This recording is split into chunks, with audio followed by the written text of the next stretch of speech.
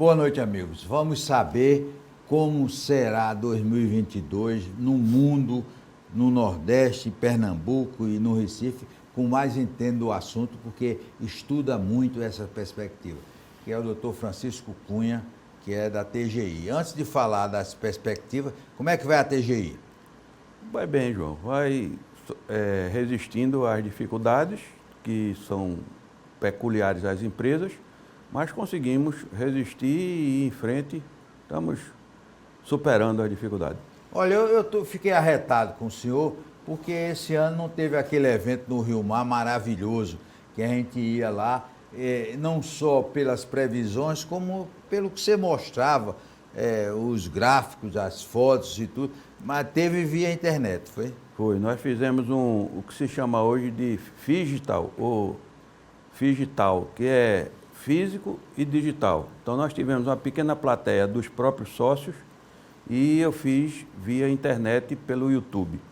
Então tivemos uma boa audiência. Eu acho que nesse formato intermediário, no próximo ano, se torcendo muito, a gente consegue voltar para o teatro. Agora vamos saber das previsões para 2022. Francisco Cunha, como será o mundo no próximo ano? Olha, João, o mundo, ele vai, se nós tivermos a sorte a sorte e o empenho das autoridades de fazer com que a vacina chegue a todo mundo, literalmente. África, principalmente. Principalmente a África, porque nenhum de nós estará seguro se todos, literalmente, não estiverem. Esse é o problema dessa pandemia.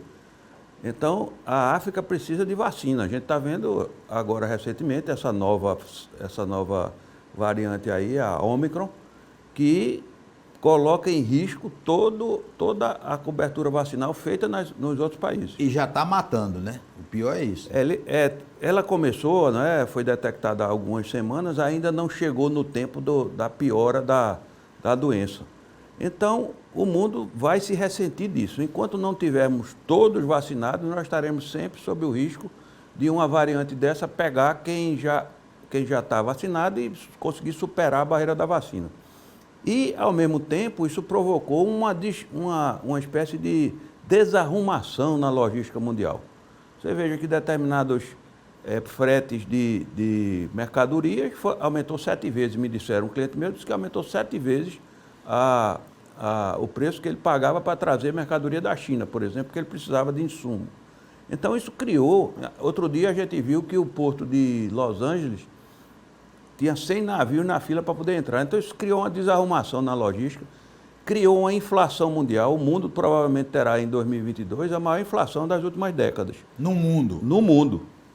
Então nós vamos ter um ano atribulado, muito embora eu acredito que por conta dessa recuperação dos países mais desenvolvidos, tenhamos um crescimento maior do que o ano passado. Agora, não será uma situação fácil ainda.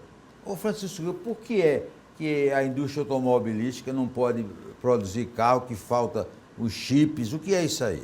Veja, o que acontece, a China, a atitude que a China toma em relação ao vírus é a seguinte: se aparecer uma pessoa detectada, ela fecha tudo. O que ela quer é eliminar o vírus dentro do seu território. Apesar de já ter conseguido vacilar mais de 1 bilhão de pessoas. É impressionante a China. Então, por exemplo, se um porto ou uma fábrica aparece uma pessoa com infectada, ele fecha aquilo ali. Então, isso dá uma desarrumação da produção. Então, um carro, por exemplo, que tem milhares de componentes, faltou um chip, ele não pode ser terminado, não pode ser entregue e não pode ser vendido. Então, a fábrica do chip teve um problema. É essa desarrumação a qual eu me referi. A logística mundial desarrumou, a pandemia desarrumou a logística. Então nós vamos levar tempo ainda para acertar isso. E como será 2022 para o Brasil? O Brasil, João, terá um ano difícil. Teremos um ano difícil. Ano de eleição. Ano de eleição, uma eleição que não será fácil. Será uma eleição muito acirrada, muito disputada, porque os ânimos estão acirrados. E nós temos algo que os economistas chamam de risco de uma tempestade perfeita. Por exemplo, os problemas da pandemia, que também desarrumaram nossa economia, reduziram a renda da população, A inflação subiu, é a inflação mais alta das últimas décadas também. Nós vamos ter juros altos para combater a inflação. Nós vamos ter dificuldade de abastecimento também. Então, nós teremos um ano difícil, um ano ainda que não se tem o controle absoluto da pandemia, não se tem certeza de como essa cepa, essa nova variante, ela vai atuar aqui. Então, nós devemos ter o máximo de cuidado para o próximo ano, porque será um ano muito exigente. E com relação ao Nordeste, basicamente o Nordeste? Veja, o Nordeste tem o seu problema constante, que é a falta de chuvas, né? Mas me parece que pelas essas últimas ocorrências aí, inclusive no norte no norte de Minas Gerais, no sul da Bahia ontem, eu tive notícia que está chovendo na Mata Sul de Pernambuco. Então, nós talvez tenhamos um inverno, um verão que vai adentrar o inverno. Então, nós talvez tenhamos mais água esse ano, justamente para compensar os 7 anos que nós tivemos de seca. Então, isso é um fator importante do ponto de vista do semiárido. Do ponto de vista da zona da mata, nem tanto, porque atrapalha a cultura da cana. Mas no semiárido, se isso se confirmar, será bom, porque as culturas vão poder ser colhidas, etc. Então, nós teremos no Nordeste, o Nordeste ele acompanha muito o desenvolvimento do país. Então, nós vamos ter algo semelhante ao que vai acontecer no país. A disputa eleitoral vai se dar aqui também, esse ânimo todo acirrado. Eu acho que o Nordeste esse ano deve equiparar-se ao país em termos de crescimento e também em termos de dificuldade, porque muita gente do setor produtivo está passando pela essa dificuldade de falta de componentes e falta de insumos. Francisco Cunha, aí, Pernambuco. Bom, Pernambuco, João, fez um esforço muito grande durante a pandemia para ajustar, do ponto de vista fiscal, as suas finanças públicas. Então, isso foi uma coisa que chama a atenção. Durante o período de pandemia, o Estado ajustou o seu quadro fiscal e conseguiu gerar recursos para investimento. Alguma coisa que não acontecia nos últimos anos. O Estado deve investir cerca de 5 bilhões, que é uma coisa muito positiva do ponto de vista da economia. Isso do lado público. Do lado privado, nós tivemos, durante os primeiros anos desse século, nós tivemos uma verdadeira corrida de investimento para Pernambuco. Muitas fábricas se instalaram. Algumas com apoio público, como o caso do estaleiro, o caso da refinaria, o caso do petroquímica, que essas tiveram dificuldade por conta de que a Petrobras passou por dificuldades em termos de investimento. Mas nenhuma das fábricas que foi instalada aqui, você ouviu falar que fechou. Não fechou. Então, esse capital investido, ele permanece, o que é positivo para a economia. E recentemente abriram várias, né? Alguns ainda estão abrindo por conta daquele período, ainda estão terminando, né? Recentemente, algumas eu vi em Suape sendo inaugurado, o que é uma coisa positiva. Então, sob esse ponto de vista, o investimento que veio ficou. Algum desativou, mas o próprio estaleiro conseguiu mudar o direcionamento estratégico e está fazendo reparos.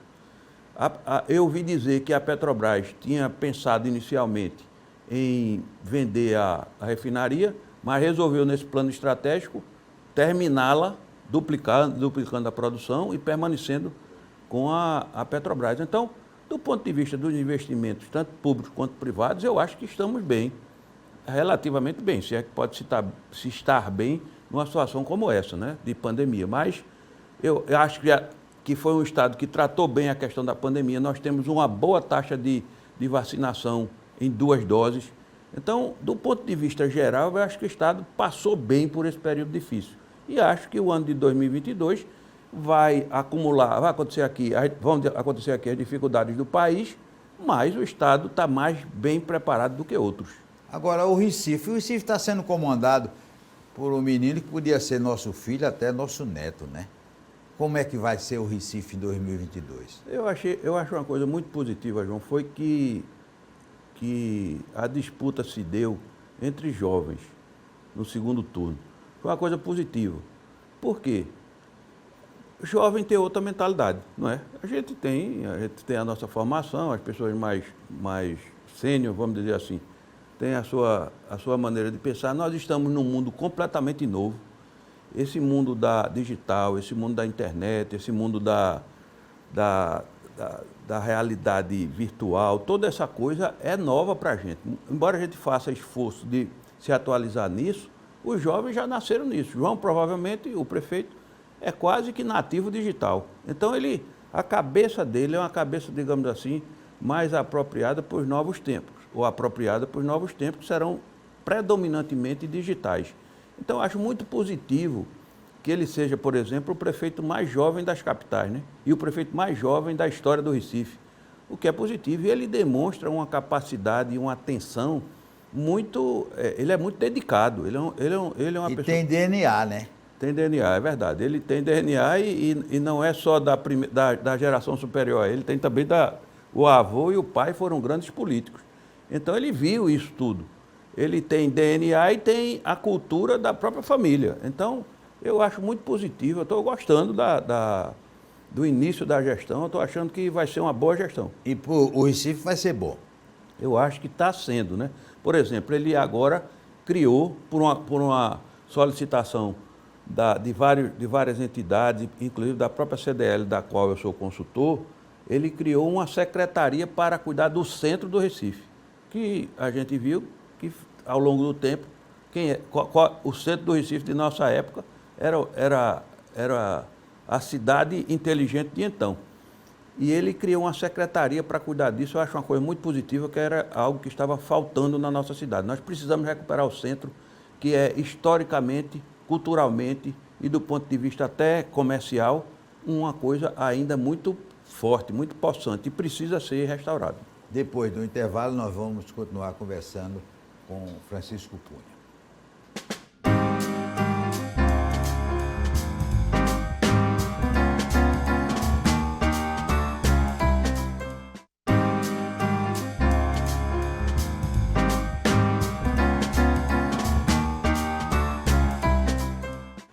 Francisco, no bloco anterior nós falamos do prefeito. João, eu quero saber como é que vai ser o Recife em 2022. Veja, o Recife é uma cidade, digamos, peculiar no Brasil, porque eu digo que ela é a cidade mais antiga, ela é a capital mais antiga do país e, portanto, tem uma história e uma cultura não só do ponto de vista artístico e do ponto de vista ligado às artes, mas também uma cultura do ponto de vista empresarial e uma cultura, digamos, empreendedora. Isso é uma característica do Recife. E tem também toda uma construção em relação à nova economia, que é o Porto Digital. E é uma cidade que tem muitas referências, as pessoas vinham aqui para estudar, ficavam aqui, ou seja, é uma cidade que tem, digamos assim, uma tradição de ser um local de prestação de bons serviços. Nós temos o polo médico, temos o polo turístico. Então, tanto do ponto de vista do polo médico, que teve um baque, recebeu um baque durante a pandemia, mas agora ele está sendo recuperado porque as pessoas estão voltando a se tratar, quanto do ponto de vista do turismo, que as pessoas vão voltar ao turismo, vão voltar. Eu estou vendo o setor de restaurantes, setor de bares, está a retomada. Esperemos que a pandemia esteja indo de fato para o final. Então, como esses são serviços tradicionais da cidade, eu acho que ela vai ser beneficiada pelo retorno à antiga normalidade ou à nova normalidade. Então, eu tenho uma boa perspectiva para a cidade do Recife para o próximo ano, do ponto de vista mais geral. Agora, nós temos que cuidar da pobreza, porque... Cada vez mais número de pessoas morando na rua, né? Isso é um dos resultados da pandemia. Nós temos que cuidar disso com muita atenção, porque nós somos uma das cidades mais desiguais do Brasil também. Então, temos que cuidar com muita atenção, inclusive no centro da cidade, para evitar que o centro da cidade fique um local como fosse um campo de refugiados, o que é uma coisa muito ruim. Precisamos cuidar disso. É uma atenção que a prefeitura precisa dar a sociedade precisa dar, mas organizado pela prefeitura, para que isso possa ser tratado como deve, para que isso não se transforme numa coisa que depois seja difícil de lidar. Porque se esse pessoal passa a ocupar as ruas na intensidade que está acontecendo por necessidade, a gente vai ter dificuldade depois de tratar esse assunto. Então isso precisa ser tratado com atenção muito especial, mantendo o cuidado com os direitos humanos, mantendo o cuidado com a liberdade de ir e vir, mas também cuidando, dando suporte, atenção suportiva a essas pessoas que estão precisando. Agora, ao vivo, a agenda saiu direitinho, né? Sim, a agenda física continua, foi entregue às pessoas que participaram do evento virtual e está aí na mão de João para... E onde é que ela pode ser adquirida? Olha, infelizmente já acabou. Acabou? Pronto. Ó. Quem já tem, tem. Quem não tem... E você ganhou um Então agora. as pessoas começam a ter inveja de mim. Ô Francisco Cunha, a gente tem visto o lado de empresários, de coisas. Se o prefeito ligasse para você e perguntasse, Francisco, deve ter carnaval no Recife, o que é que você dizia pelo lado empresarial? Olha, é uma resposta difícil de dar. Do ponto de vista empresarial, seria importante que tivesse. Do ponto de vista sanitário, há uma dúvida muito grande, sobretudo por conta desta nova variante. Nós não sabemos o que é que ela vai causar. Então, por conta disso, se ele me perguntasse, eu diria, prefeito, espere mais. Aguarde mais um pouco. Ah, mas tem que antecipar. Aguarde, porque a gente não sabe. Imagine, a gente tem um carnaval e depois a pandemia volta. Então, é preciso tratar isso com muito cuidado. Nós estamos ainda na zona de perigo. Então, não é possível imaginar que acabou. Está todo mundo vacinado, tudo bem, mas essa variante está atacando os vacinados também. A gente não sabe ainda como é que ela se comporta do ponto de vista de hospitalizações e agravamento da doença. Agora, se ele dissesse tem que dizer sim ou não, infelizmente eu diria não.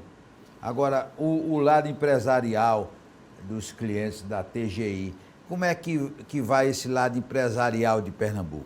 Já está recuperado, está se recuperando? Muita gente sofreu muito, João. Muita gente fechou? Fechou. Nós tivemos muitas empresas que não resistiram. Outras conseguiram resistir, vão ter que tirar o atraso. Por exemplo, o setor de bares e restaurantes, você conhece também, passou por uma situação difícil. Teve restaurante fechado 6 meses. E muitos fechados de vez. De vez, definitivo. Agora, tem também essa história de que se dizia o capitalismo, ele se autorregenera, né? Essas pessoas, elas digamos assim, fecham determinadas empresas, mas abrem outras, ou outras pessoas abrem outras. O capitalismo tem essa característica, ele se autodestrói e se autorregenera. Eu acho que caberia, e eu tenho a impressão que a prefeitura, pelo que eu pude ver, está preocupada com isso, tanto a prefeitura quanto o Estado, de suporte aos novos empreendimentos.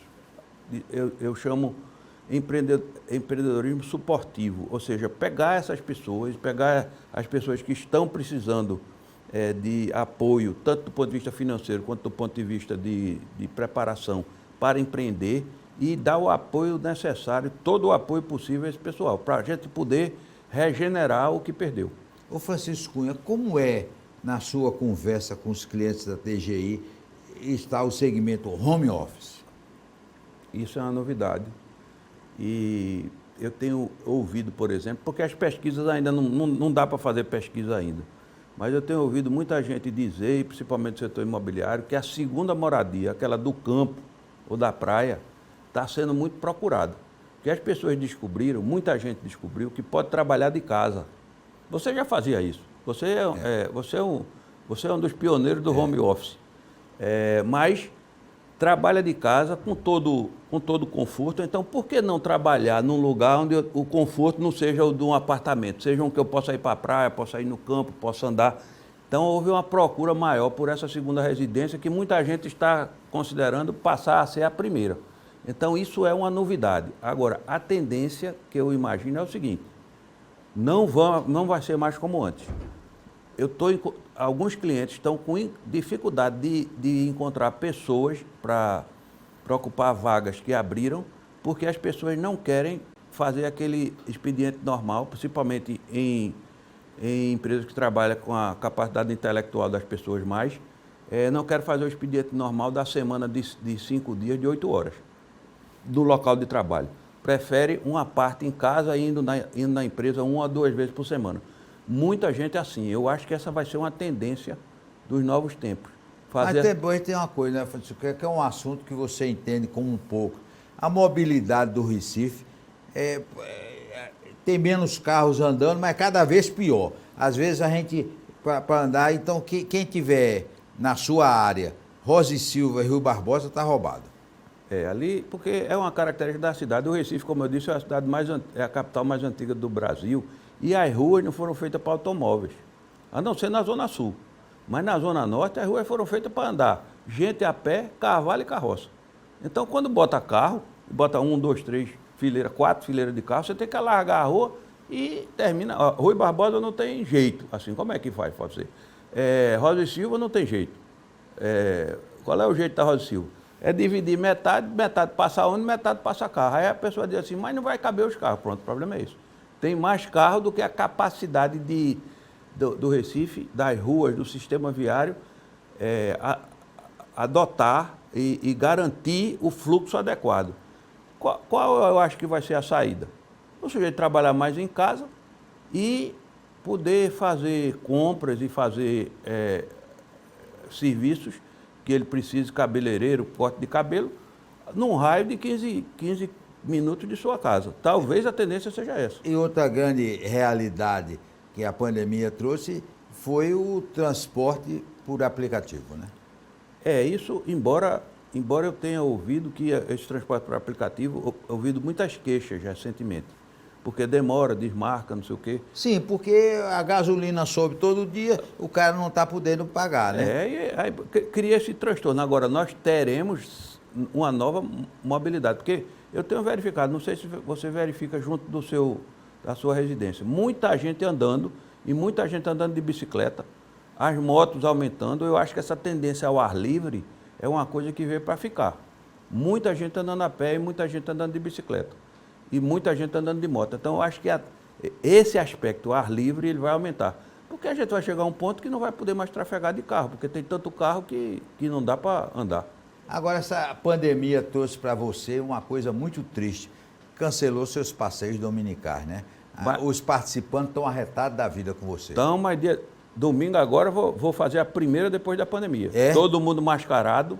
Todo mundo, distância possível. Com álcool na mão? Com álcool na mão e voltando, vamos voltar, sim. Vai sair de onde? Provavelmente do Marco Zero. Você está convidado. Pronto, aí vai. Quer dizer, esse passeio já está suspenso desde que a pandemia começou. Esse é o primeiro depois da pandemia, 1 ano e meio. Então, tem muita gente que está arretada com você, agora vai melhorar, né? Mas realmente, e para terminar, outro trabalho seu que você vem tentando fazer é melhoria das calçadas do Recife. Progresso nisso? Avançamos, sim. Avançamos. Inclusive, você viu, não sei se você viu na região da Jaqueira, não só a ciclovia da Rua do Futuro foi implantada, o que reduz em muito o trajeto do ciclista que queira ir por uma ciclovia da Malha Norte até o centro, é 1 quilômetro e diminuiu cerca de 15 quilômetros de quem tinha que ir, não sei, por Campo Grande, não sei o quê, então conseguiu. E a calçada, o prefeito está fazendo o seguinte, está nivelando na frente da Jaqueira, a calçada de um lado e do outro. Então o carro que vier, ele tem que subir para poder sair, ou seja, a prioridade é do pedestre. Então nós estamos avançando lentamente, mas eu acho que estamos avançando firmemente nessa coisa de priorizar a calçada. Nós queremos agradecer a Francisco Cunha todas essas informações de como será 2022 no mundo, no Brasil e em Pernambuco e no Recife. Um forte abraço e até a próxima semana, se Deus quiser.